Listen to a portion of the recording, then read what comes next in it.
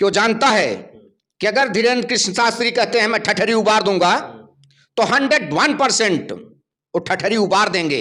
इसके लिए इसको टारगेट कर देंगे, मेरी दुकान चल जाएगी। इसी दुकान को चलाने के लिए इसने धीरेन्द्र कृष्ण शास्त्री को टारगेट किया है। ये चांडाल मानव ये कह रहा है कि बागेश्वर धाम बाबा जो हैं 2 दिन पहले भाग गए। बागेश्वर बाबा से पूछना है, या कोई चैलेंज आप करते हैं तो आप 7 दिन क्यों नहीं चैलेंज किए?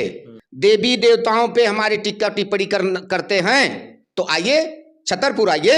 उस चांडाल मानव को मैं चैलेंज कर रहा हूं कि अगर तुम्हारे पास यहां छतरपुर आने की शक्ति नहीं है, अगर तुम आने में यहां असमर्थ हो, तुम्हें किराया भाड़े की जरूरत है, तो चैलेंज के साथ मैं कह रहा हूं स्वामी श्याम जी महाराज कि मैं किराया, खाना, खर्चा, रहना सब दूंगा।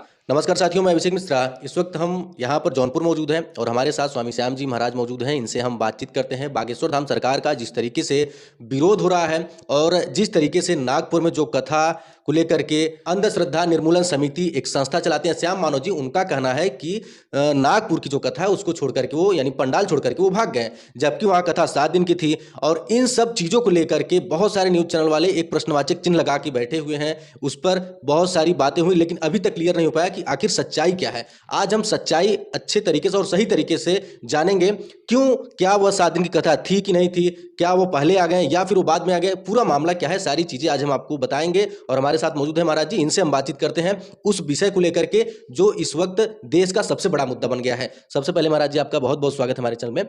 नागपुर की जो कथा थी, जहां से बागेश्वर धाम सरकार 7 दिन की कथा करने के बाद यहां पर चले यानी अपने धाम पर, उसको लेकर के आप क्या कहेंगे? और जो अंधश्रद्धा निर्मूलन समिति जो एक संस्था चलाते हैं श्याम मानव जी, उनका कहना है कि वह जो है पंडाल छोड़ करके भाग गए बागेश्वर धाम, क्या कहेंगे इसको लेकर के आप?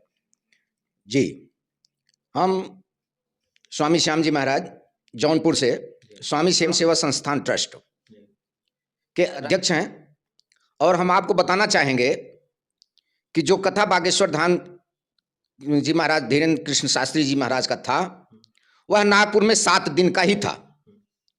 7 दिन ही कथा थी, 7 दिन उन्होंने कथा कहा।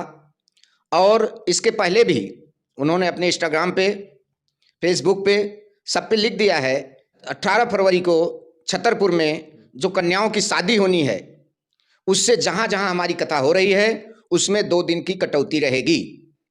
यह कथा 7 दिन की हुई और 7 दिन की थी।